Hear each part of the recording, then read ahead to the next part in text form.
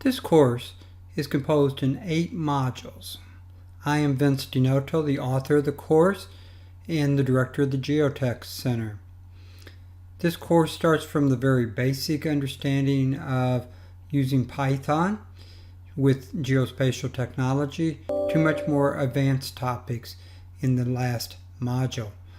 So these 8 modules should be done in order.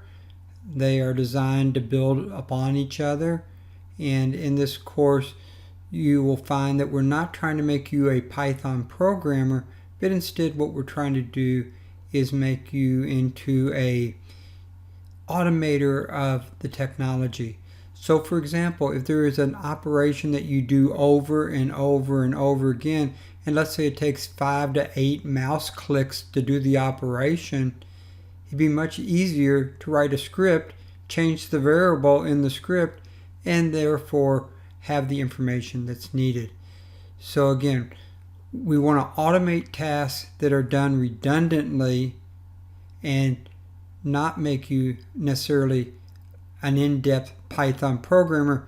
As part of this class, you're going to learn a lot about Python and be able to use it in lots of different operations.